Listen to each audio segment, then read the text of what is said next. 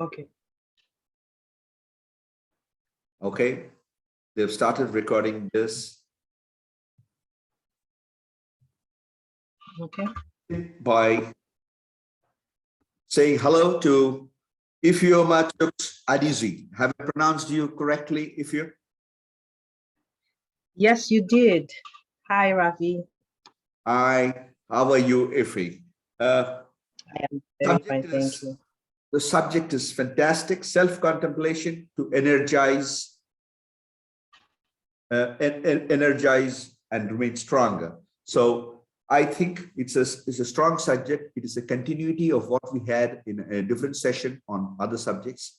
Welcome, Ifeoma Adizi from Nigeria. Ife, as he is popularly known, is the Chief Commercial Officer at a company that manufactures Dulux paints. But that is not Ife, if I have to call it in a whole, that's only one part. She's also an entrepreneur, coach, and an author. She is actually the uncommon woman. The Uncommon Woman is the name of the book that Ife has authored. Of course, she has another book to her credit, Made for More. So we are asking Ife to give more this day at the Women Economic Forum's 2021 Annual Digital Conclave. And welcome, Ife. You are a lady of many parts, multidimensional, and you have chosen to speak on a subject which would be of interest to so many people who are watching live on Facebook and YouTube and so on and so forth. Over to you, Ife. You have 12 minutes, at the end of which I will interrupt and do the closing. So thank you, Ife. Welcome and honored to have you in the Women. Recording. Okay.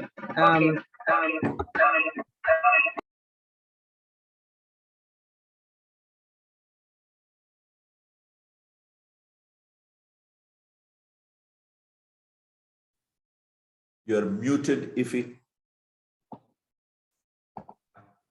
Good to go. Good morning, good afternoon, everyone. Yeah, thank you very, very much for having me here at the Women Economic Forum. Really exciting. Thanks, Ravi. Apologies, I had a slight challenge with my video, so I had to switch systems, but it's all good. I think one thing that, so thank you for the kind introduction. As a career woman, you know, one thing that's generally I see that hurts me is women that are stuck in 9-to-5 jobs, not because they love it, but because it's what they have to do. So a couple of them are in jobs that they're not happy with. They work so hard, they don't earn a lot, but they stay there not because they want to, but because they believe that they have to. And so my mission with this talk today is to actually help people, especially the women listening, if any of them is in that situation, to understand the power of self-contemplation and how it can help them to emerge stronger. But before I go into what the whole thing about self-contemplation is, I would like to tell you a story, first of all. There's a lady that I met years ago. Just like this woman I described, she had a full-time job, really working hard, young mom, had young children. I think her major frustration, her major frustration was the fact that she worked so hard, and by middle of the month, she was broke.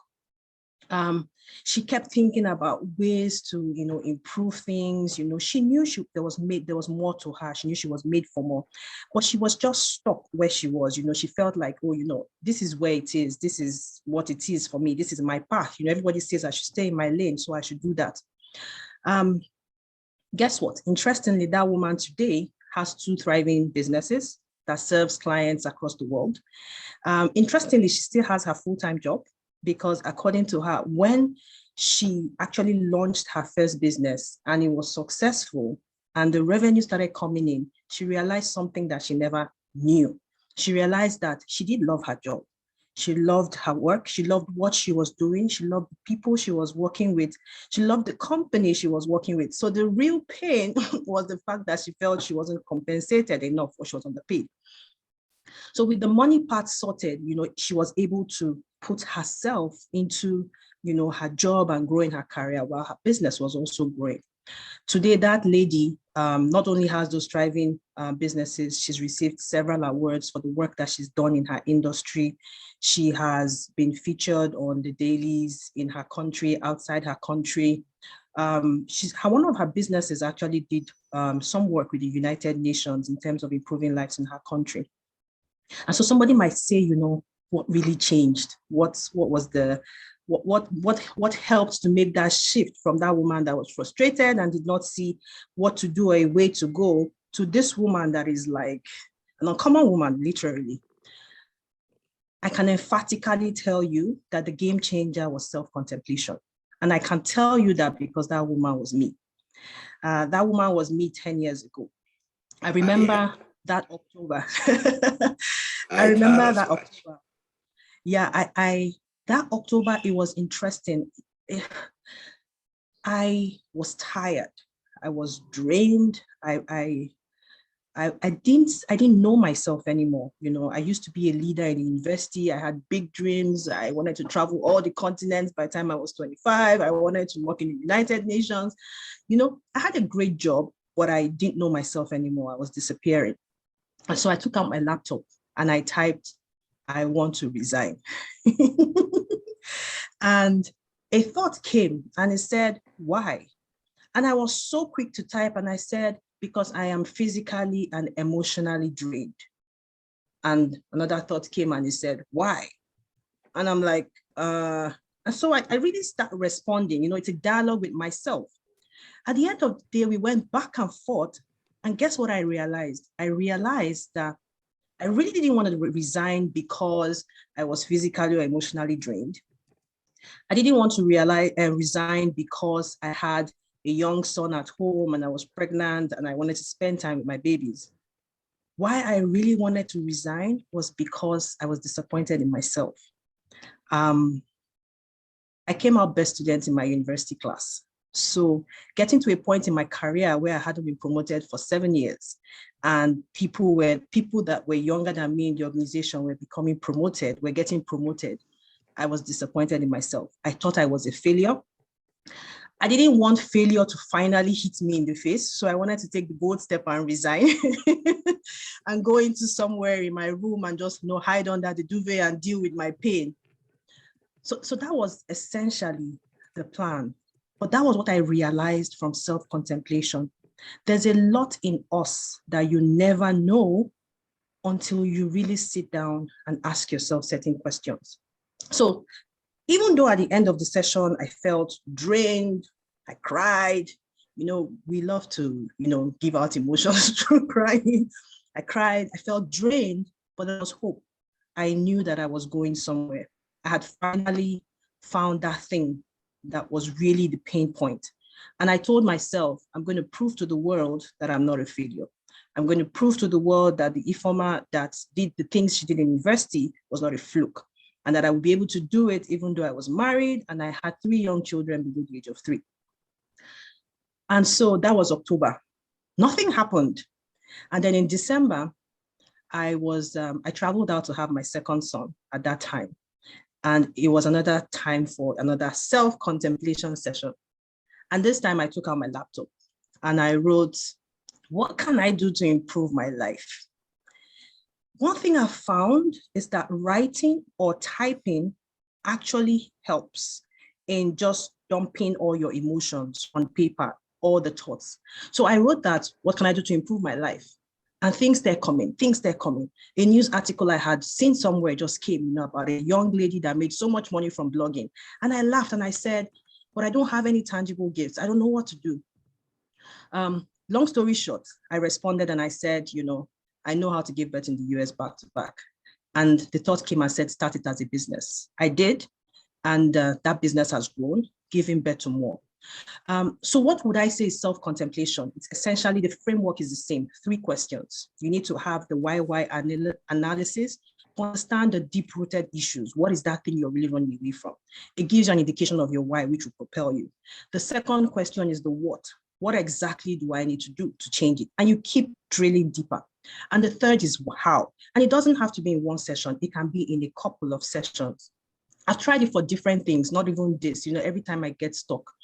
I've seen the effect on my life. I've seen the effect on the lives of the women that I work with, career women I work with to birth more.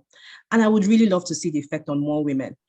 So like Nelson Mandela says, there's no passion to be found playing small or living a life that is less than you are capable of. And on that note, I really just want to tell everyone, make our time this evening. 3 questions: why, what, and how. And I will be looking forward to your exploits soon. Thank you. Ify, this was the shortest but the most impactful sessions I have heard in a long, long time. I know you're a fantastic storyteller. Somewhere along the line, the truth of what you were saying came in your face, and then I guessed maybe the protagonist is nothing and nobody but Ify. Fantastic evening. Lovely to hear such self-confidence. What you have done is hundreds of and thousands of women who have been hearing or who will see you and watch you, the confidence to do this 3 things: the why, what's, and hows. And I am so glad I was here to do this session with you. It's lovely. Thank you. Yeah. Include men in it. Men also are in the same boat, if not worse, because they think they know the answer and they go the wrong way. So that's great. Women Economic Forum is truly honored with Thank you. Today, with this session today, your participation today. More power to Women Economic Forum, more power to you. And more power to you. Thank you. Thank you. We celebrate because of all of you. Women Economic Forum 2021, the annual global digital platform event that this is today, is pleased to confer on you, Machux Adize, Ify, a global award for being an exceptional leader of excellence, body of work. And we are honored to confer this award. It is digitally conferred. You will receive it by email within 2 weeks. And it's an immense pleasure for me to have been here with you once again. And I'm sure all those who watched, all those who are watching, and all those who will watch again on the social media would love to get in touch with you. Thank you so much. Bye-bye. We'll catch you soon. Thank you, Ify. Thank you, Ravi. Thank you so much to WEF for having me. Awesome time. Thank you. Thank you for the award as well. Welcome.